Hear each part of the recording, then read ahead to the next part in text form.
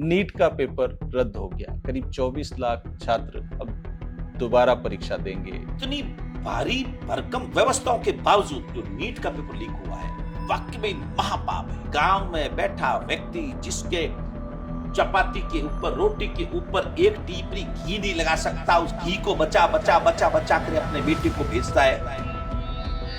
इसमें पीछे किरदार जो निकल के आया है वो भारतीय जनता पार्टी का नेता निकल के आया। मेरे मुख्यमंत्री से अपील है कि आप पहले तो, सबसे पहले तो इसमें जो अधिकारी, इससे संबंधित अधिकारी है और जो दोषी है, आप उनको सलाखों पे चढ़ाओ। इन भजनलाल जी कहते हैं कि बड़े बड़े मगरमच्छ पकड़े जाएंगे। बड़े बड़े मगरमच्छों की बात करते हो तो साहब बड़े बड़े मगरमच्छों को तुरंत पकड़ो। कोई हो, मेरा सगा भाई भी हो, अगर उसने ये दोष किया है तो वो फांसी की सजा से कम का हकदार नहीं है। एपिस्टीन से लेकर के और नेट तक सब नेटवर्क इनका फैला हुआ है। और एक मंत्री, भारत का मंत्री ये कह रहा है कि मैं एपिस्टीन से 4 बार मिला था। मैं पूछना चाहता हूं पुरी साहब, क्या आप वहां भागवत पढ़ने गए थे?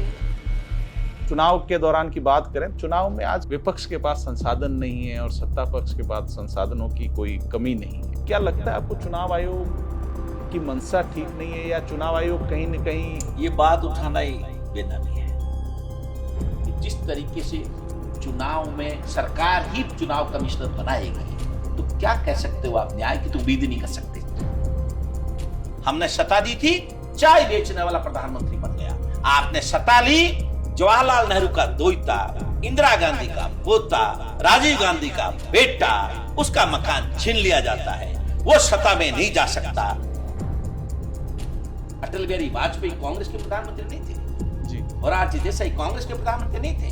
कांग्रेस हो चाहे बीजेपी हो चाहे कोई दूसरा विपक्ष हो, सबने मिलकर के 75 साल में ऐसी सत्ता को सजोया कि चाय बेचने वाला प्रधानमंत्री बना। करण सिंह जी, इतना खुल के बोलते हैं आप, डर नहीं लगता? हम विपक्ष में हैं, हमारी भूमिका प्रखरता से सब्जेक्ट को, विषय को उठाने की होती है जी। जनता साथ नहीं देगी तो लोकतंत्र नहीं बचेगा। अब विपक्ष लोकतंत्र को नहीं बचा सकता। राहुल गांधी के अलावा कोई आदमी ऐसा नहीं है, किसी मां ने ऐसा आदमी पैदा नहीं किया है कि इतना दृढ़ता से आज के दिन इस सरकार के खिलाफ खड़ा होकर के इस लोकतंत्र को बचाने की बात कर सके।